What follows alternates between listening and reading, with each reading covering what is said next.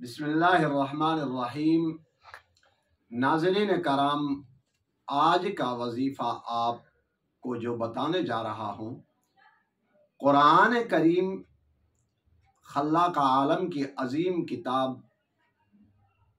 سورہ طٰہٰ کی آیت مبارکہ ہے، اور جو بچے زبان میں جن کی لکنت ہے، بول نہیں سکتے ہوں، جن کی زبان میں بولتے وقت رکاوٹ آتی ہو، تو اس آیت مبارکہ کو پڑھنے سے بچے کی زبان کا لکنت کا معاملہ دن بدن ختم ہوتا جائے گا۔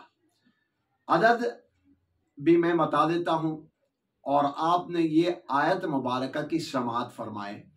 بسم اللہ الرحمن الرحیم۔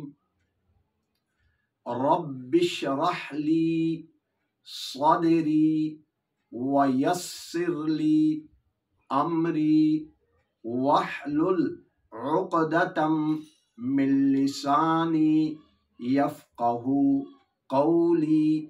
رب اشرح لی صدری ویسر لی امری واحلل عقدۃ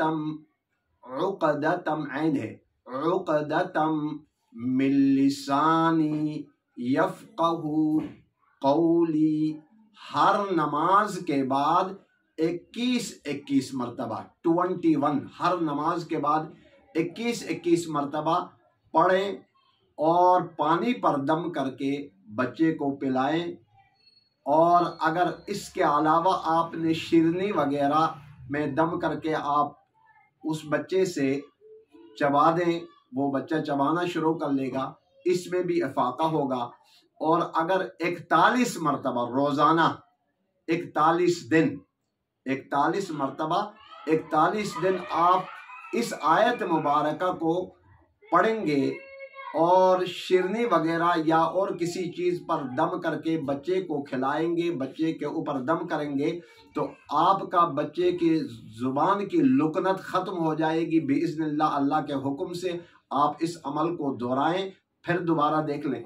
رب اشرح لی صدری ویسر لی امری واحلل عقدۃ من لسانی یفقہوا قولی۔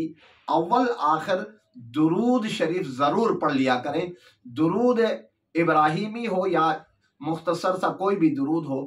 درود کی فضیلت اور اس کے فضائل بے شمار ہیں، اور اس کے فضائل کی برکات سے آپ کے بچے کے اندر افاقہ نصیب ہوگا۔ اللہ تبارک و تعالی اس کلام اللہ کی وجہ سے ہماری دین اور آخرت، دنیا اور آخرت دونوں کو اللہ روشن فرمائے۔ والسلام علیکم ورحمۃ اللہ وبرکاتہ۔